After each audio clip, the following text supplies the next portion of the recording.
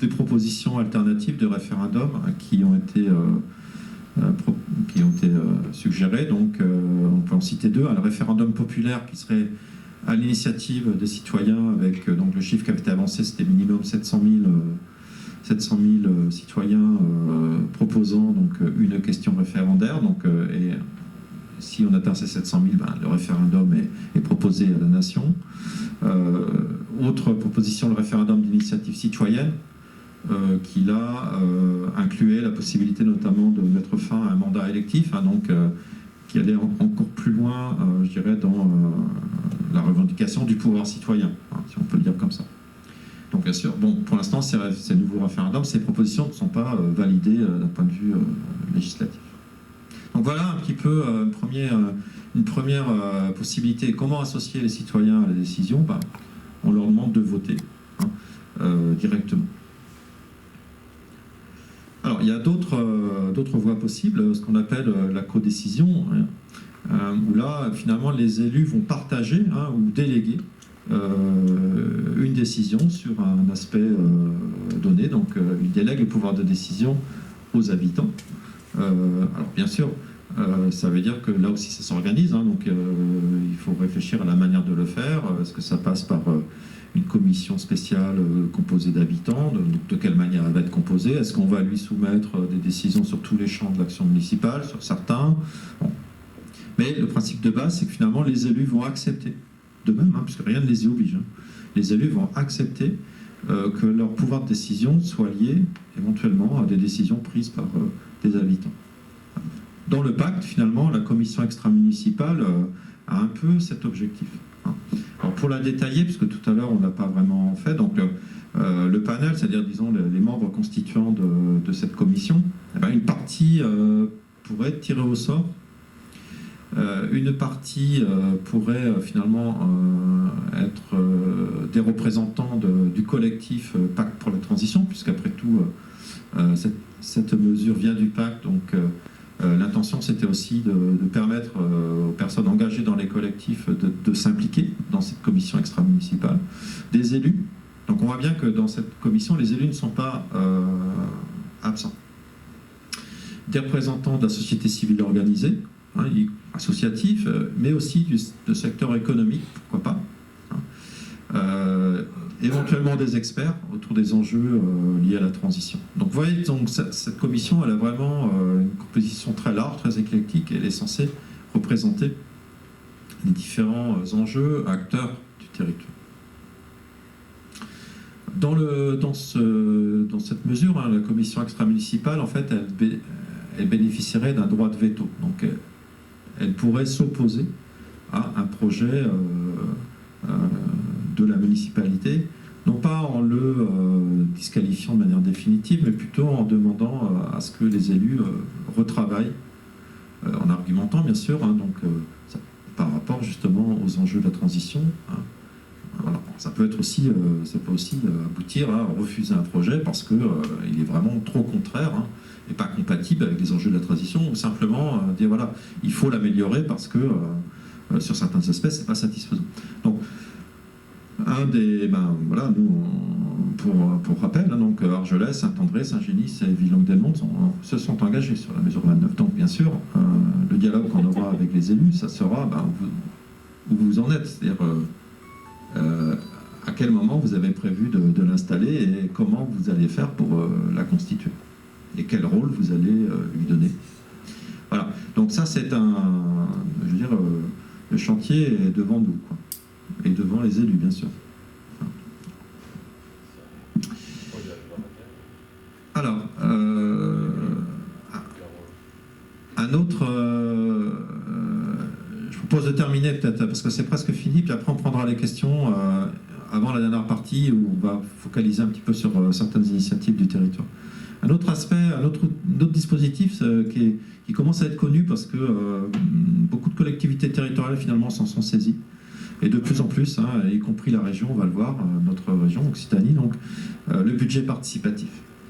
Alors le principe du budget participatif, donc, qui est cadré, hein, qui est une possibilité offerte aux collectivités territoriales, hein, donc c'est de confier aux citoyens l'affectation donc d'une partie du budget qui ne peut pas excéder 2% du budget de la collectivité, donc d'affecter à des projets. Alors, ces projets, en fait, c'est là où on voit bien aussi que cet outil peut avoir différentes... il peut être utilisé de manière différente. Hein. Ça peut être des projets soumis par les élus, et puis la population va choisir entre ces projets. Ça peut être aussi des projets qui émanent des citoyens eux-mêmes. Hein. Voilà, donc rien n'impose que ce soit l'un ou l'autre, ça peut être l'un et l'autre, ou seulement l'un et pas l'autre. Dans certaines collectivités, donc, il y a des commissions d'organisation qui sont mises en place et qui vont impliquer des citoyens, qui vont associer des citoyens. Là, à nouveau, l'exemple de la Gironde, un département où finalement il y a une commission mixte, vous voyez, avec 50% de citoyens, des experts, des élus, etc. Donc, qui vont recevoir des propositions de projets, les examiner, et en fonction de règles qui ont été définies, peut-être sortir des projets qui ne correspondent pas aux règles définies, et puis ce qui reste finalement, faire un choix sur la base de critères et de débats des projets qui seront soutenus. Donc je le disais, il y a de nombreuses collectivités, alors des petites aux grandes, puisque Paris, par exemple, a son budget participatif, Rennes, mais Saillant aussi, une petite commune assez petite, d'Isère, et puis le Conseil régional Occitanie avec son initiative Ma Région Citoyenne, depuis 3 ans, je pense, avec un site donc dédié, Je participe à la Région Citoyenne, dans lequel, en fait, il y a un budget participatif. Alors, j'ai été regarder par curiosité un petit peu les résultats. Alors, sur le budget participatif, finalement, il y a eu 9 appels à projets, donc 7 terminés et 2 qui sont encore actuels. Et sur ceux qui ont été terminés, ce sont 150 projets, finalement, qui ont été soutenus à l'échelle régionale. Vous avez c'est la Drôme, oui, pardon, c'est pas l'Isère, oui, ça y est. Ouais. C'est vrai, parce que je pensais à Grenoble et j'ai mis Isère, mais en fait, Saillant, c'est dans la Drôme. Vous avez un site, donc, alors c'est pas le seul, lesbudgetsparticipatifs.fr, qui se veut être un site d'accompagnement. Donc c'est pas un site qui va recenser toutes les initiatives nationales, mais si on est intéressé par cette démarche, on peut y trouver des ressources méthodologiques pour le mettre en place. Voilà. Alors, on a terminé avec cette 3e séquence, donc, qui est de montrer à travers des dispositifs de participation qu'est-ce qu'ils peuvent apporter à la démocratie participative, à travers quelques exemples, et surtout finalement, nous, notre intention, c'était de montrer que ces dispositifs existent, mais que bien sûr, ce qui est important, c'est l'intention des élus, entre autres, ce qui est important, c'est l'intention des élus et comment eux, ils perçoivent cette question de la participation et jusqu'où ils sont prêts à aller finalement. Alors, est-ce qu'il y a des questions avant d'aborder la dernière partie qui sera centrée sur 4 communes, finalement 4 exemples dans 4 communes. Non, pas de questions.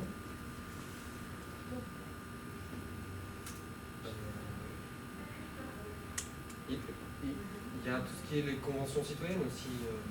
Oui, alors j'ai pas cité tous les dispositifs. Effectivement, il y a les conventions citoyennes, donc on peut citer la convention citoyenne pour le climat. Le conseil régional a mis en place, alors c'est pas des conventions, mais des commissions citoyennes également. Donc c'est un autre dispositif, les conférences de consensus aussi. Donc l'idée c'était pas forcément de faire le tour, mais le diaporama de toute façon sera disponible sur le site de l'Université populaire. Donc on pourra même compléter par des liens, voilà. Il sera aussi sur celui du pacte. Il sera aussi sur notre site internet. Donc vous aurez la possibilité, pareil, via le site de l'UPPM, d'accéder au site de notre pacte, de notre collectif. Il y a les conseils de quartier qui sont obligatoires aussi pour les communes de plus de 80 000 habitants. Il y a obligation légale de mettre en place des conseils de quartier. Oui, conseils de quartier, alors donc Perpignan est concerné. Il y a des conseils de quartier à Perpignan, donc Je sais qu'à Rennes aussi, il y avait un conseil citoyen, donc qui est un autre, c'est la loi de 2014, hein, donc il y a un conseil citoyen donc, qui est sur la partie centre, quartier populaire de Rennes. Donc effectivement, il y a une diversité de dispositifs qui existent dans la loi, hein, dans la législation française, hein, puisque en fait la politique, disons les politiques publiques en France, progressivement ont intégré cette question de la participation en créant des dispositifs ouverts aux citoyens. Question.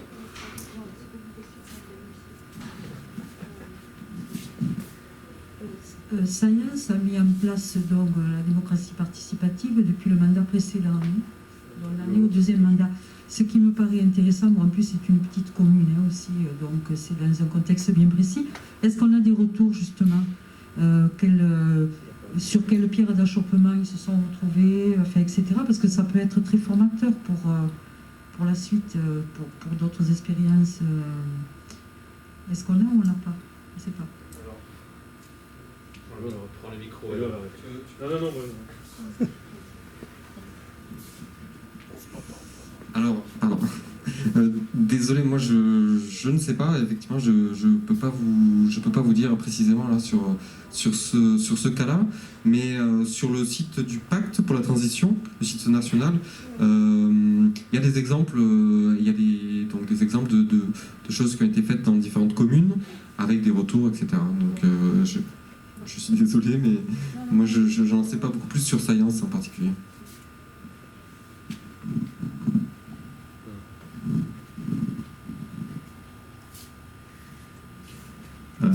Non, moi non plus, je ne pourrais pas vous répondre précisément sur les effets finalement de ce qu'ils ont. Parce qu'ils ont une certaine durée, parce que ça fait pratiquement un mandat et demi. Oui. Alors, je sais qu'il y avait quelque chose de particulier à Saillant, c'est que sur la première élection, le mandat, enfin, la liste était, le mandat de maire en fait était tournant, hein, donc il y avait pas, l'idée c'était pas d'avoir un maire à demeure, mais c'était la liste elle-même était participative. Mais je ne pourrais pas vous en dire plus. Alors ça a été tellement sous les. Ils ont perdu. Oui, d'ailleurs. Oui. Ouais. Par contre, il y a des dispositifs qui ont été conservés par la nouvelle municipalité, mais c'est vrai que. Je me souviens, moi, avoir lu des articles sur la difficulté, finalement, de fonctionnement de ce système, quoi. Parce que les institutions, c'est vrai que les institutions sont quand même très, très précises sur qu'est-ce que c'est qu'une municipalité, comment elle doit fonctionner. Donc, finalement, ça peut empêcher aussi. Et puis après, on peut avoir des échecs aussi de certaines démarches. Hein, voilà. Donc non, c'est vrai que là, sur Saillant, on n'est pas en mesure d'apporter plus d'éléments. Alors, peut-être venons-en au local. Là, je vois qu'il est presque 17h, donc ça va, on a le temps. Donc 17h30, on va dire maximum. C'est le grand maximum, voilà, pour que chacun puisse rentrer. Et là, il nous faut 5 minutes pour présenter en gros ce qui se passe dans 4 communes. Et après, on peut terminer en échangeant peut-être autour de ces cas. Alors sur notre territoire, que se passe-t-il? La première initiative qu'on vous propose, c'est une plateforme, donc ça a été évoqué, maire et citoyen. Alors question, est-ce que c'est finalement un outil simplement d'information, de simple information du citoyen, ou est-ce que ça peut être un peu plus, hein? Donc il y a 2 communes, à moins qu'il y en ait d'autres, mais à ma connaissance il n'y en a que 2, donc Saint-André et Palau-Delvite. Donc Palau-Delvite, de manière assez récente d'ailleurs, c'est depuis cet automne. Le principe en fait, c'est une plateforme internet, donc les habitants s'inscrivent volontairement, hein, et à partir de là, ils ont accès à de l'information, donc de l'information descendante, donc ça peut annoncer des manifestations, des informations, coupures d'eau, vous voyez, donc la vie quotidienne un petit peu d'une commune, mais avec possibilité de réagir, hein, mais les réactions, donc il y a une modération qui est faite par les élus sur les réactions. Il y a d'autres outils qui peuvent permettre d'aller plus loin, hein, donc principe de boîte à idées, donc on peut suggérer de groupes de discussion ou de sondages, d'organisation de sondages. Hein, alors je peux vous dire que sur Palau aujourd'hui, groupe de discussion il n'y en a pas, sondage il n'y en a pas eu, boîte à idées il y en a, quelques quelques idées avec des validations, au moins par les personnes qui sont inscrites, etc. Mais, donc, là aussi, encore une fois, donc, c'est un outil qui peut avoir son utilité, hein, mais qui peut rester aussi finalement très basique, et rester simplement un simple bulletin municipal d'information. La deuxième initiative, c'est pour vendre avec un conseil citoyen. Donc, c'est en phase de démarrage, donc Agnès en a parlé. Le principe, c'est de tirer au sort 30 citoyens sur les listes électorales. Hein, donc, et l'objectif, donc là je reprends les termes du communiqué de presse de Port-Vendre, hein, de la mairie, associer directement les Port-Vendrais dans la mise en œuvre du projet municipal. Donc là aussi, ça reste un objectif très, très vaste, très vague finalement à associer. Ça veut dire quoi, hein, voilà. Et le projet municipal aussi, c'est quoi? Voilà, le projet municipal, c'est l'ensemble des actions, on pourrait dire, hein, de la municipalité.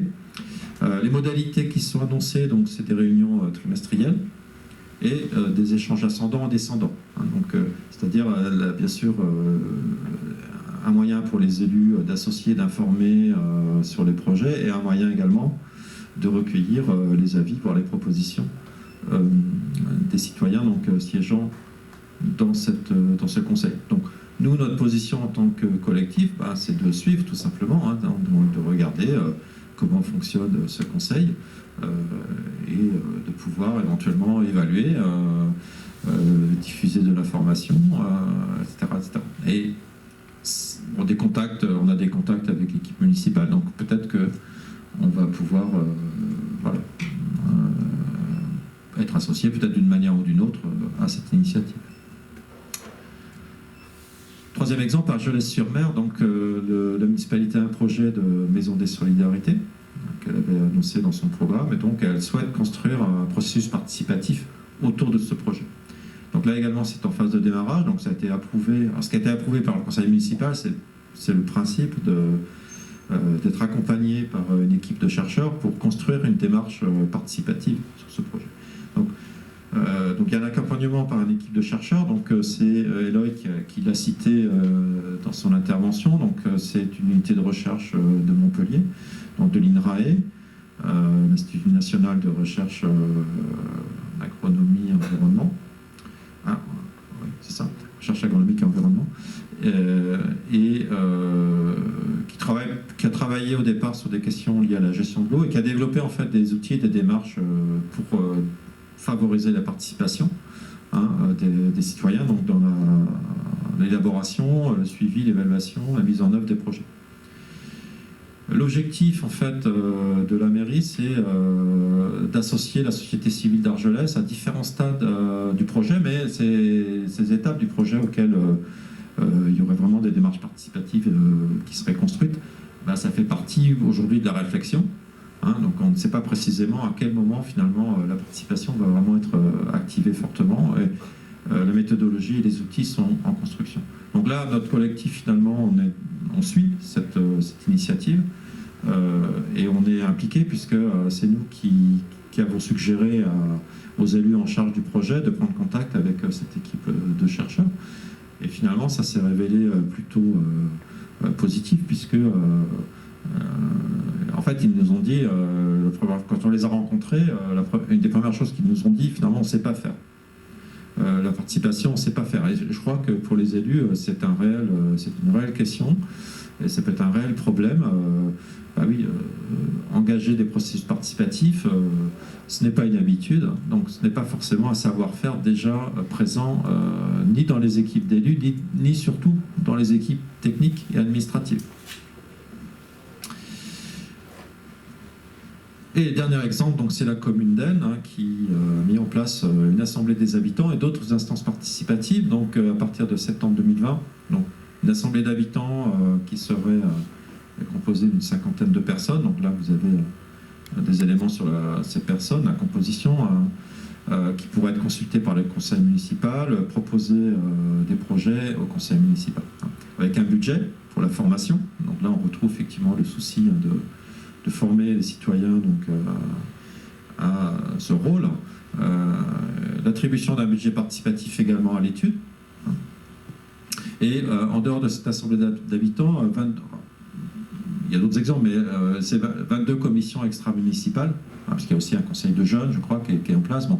Mais 22 commissions extra-municipales avec un tiers de citoyens nommés en fonction notamment de leurs compétences. Bon. Donc ça aussi, donc, c'est une initiative qu'on va suivre, puisqu'elle fait partie des communes signataires du pacte, même si finalement elle ne s'était pas engagée sur les mesures 28, 29, 30 de mémoire, mais ça ne les empêche pas en fait de mettre en place, bien sûr, des actions favorables à la participation.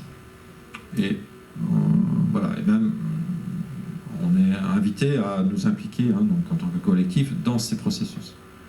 Voilà un petit peu donc un état des lieux très rapide de ce qu'on peut faire aujourd'hui dans le territoire, et qui est forcément incomplet, qui n'est pas exhaustif, mais juste pour illustrer, finalement, on retrouve différents dispositifs actuellement mobilisés par certains élus pour essayer de développer la participation citoyenne, soit pour des projets précis, soit plus largement pour le fonctionnement de la municipalité. Voilà, donc on peut peut-être voir les questions que vous avez avant de nous quitter. On peut se dire il nous reste un petit quart d'heure.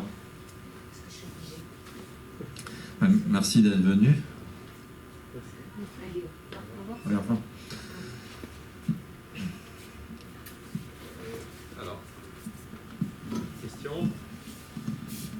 Alors oui, sur le chat, il y a Isa qui nous fait une petite précision sur Saint-André.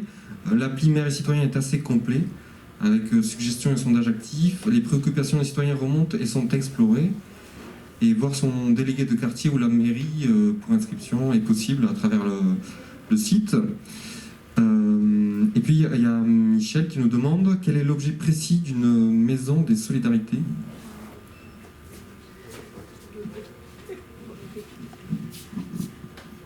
Merci. Alors, il y a un document projet qui a été élaboré par l'équipe municipale, où en fait l'idée c'est d'avoir un lieu où ce lieu ressource pour tous les acteurs autour des questions liées aux solidarités, mais aussi à la transition. Donc ça peut être permettre à des habitants de trouver de l'appui pour des démarches, permettre donc dans les partenariats, on peut citer la CAF par exemple, des associations d'Argelès. Donc c'est le modèle qui est utilisé en référence, c'est le modèle d'une ruche. Donc c'est comme ça que le projet a été présenté et construit. Donc une ruche, c'est-à-dire des alvéoles en fait correspondant à différents besoins que peuvent rencontrer les habitants d'Argelès. Ça peut être aussi l'organisation d'ateliers participatifs. Voilà, donc c'est maison des solidarités au sens très large, favoriser en fait l'apport donc de ressources aux habitants d'Argelès en leur permettant eux-mêmes d'être actifs, puisque l'idée c'est qu'ils soient associés à la gestion entre guillemets de cette maison, qu'ils puissent proposer des activités, être impliqués dans le fonctionnement. Voilà. Mais comme le principe c'est que ce projet doit reposer sur la participation citoyenne, donc forcément il n'est pas complètement prédéfini. Donc, il y a un schéma construit, mais en fait c'est susceptible d'évoluer encore, puisque le choix de la mairie c'est de ne pas justement faire le projet tout de suite, mais c'est de réfléchir à la manière dont on peut associer les habitants finalement avant même que la maison, le lieu, soit créé, quoi. Je ne sais pas s'il y a d'autres... ouais. Juste une intervention à propos de Helm, dont je fais partie. Enfin, je fais partie du collectif qui était à l'initiative de l'élection du maire actuel. Donc effectivement, on a beaucoup de commissions avec des citoyens. On essaye de faire vivre, malgré le Covid, un peu tout ça. C'est un peu compliqué. On a mis une pause sur la mise en place de l'Assemblée des habitants, et puis finalement, on ne peut pas se permettre d'attendre la fin du Covid, qui n'arrivera pas forcément tout de suite. Donc on a relancé les étapes de la mise en place. Les volontaires sont déjà sélectionnés, et enfin en tout cas se sont portés volontaires. Et le tirage au sort est en cours, sachant qu'on a sélectionné 120 personnes sur les listes électorales. Et on en a contacté par téléphone. Alors ça c'est le biais, le problème c'est d'avoir le contact avec ces gens-là. Et donc on a la moitié des téléphones. Il y a très peu qui répondent, qui décrochent. Et donc on n'a que 12 personnes sur 120 tirés. Mais on n'a pas pu les contacter. Hein. C'est un problème de contact. On a les adresses, mais on n'a pas les téléphones. C'est pour vous donner un peu pour le genre de Port-Vendre, un peu peut-être la méthodologie. On peut en parler ensemble des écueils qui ont sur elle. Et on vise un lancement début avril de l'Assemblée des habitants. Donc effectivement, on a 5 acteurs économiques, 5 acteurs associatifs qui sont ils sont nommés par la commission démocratie participative. Le but, c'est effectivement, on peut faire beaucoup grâce à l'incitation, grâce à l'état d'esprit. Ce que tu disais sur l'état d'esprit, c'est on peut ne pas avoir de boîte à idées et être toujours à l'écoute et ouvert à tout ce qui se passe dans sa ville et être très réactif par rapport aux demandes des citoyens. Mais ça ne suffit pas, parce que quand on fait ça, en fait, même quand on est très volontaire, très à l'écoute, on est finalement à l'écoute de ceux qui parlent. Et le problème, c'est d'être à l'écoute de ceux qui ne parlent pas. Et ça, c'est pour ça qu'il faut il faut structurer, et il faut mettre en place des outils et aller chercher les personnes qui ont certainement des très bons avis, qui ont des avis. Voilà, c'est le principe de l'égalité. Tout ça, c'est vraiment, et c'est ça qui est le plus difficile à faire vivre. Il faut à la fois la volonté politique et à la fois des outils. Et quand on a ça, le chemin est encore long. Mais au moins, on est armé pour le pratiquer. Merci à vous.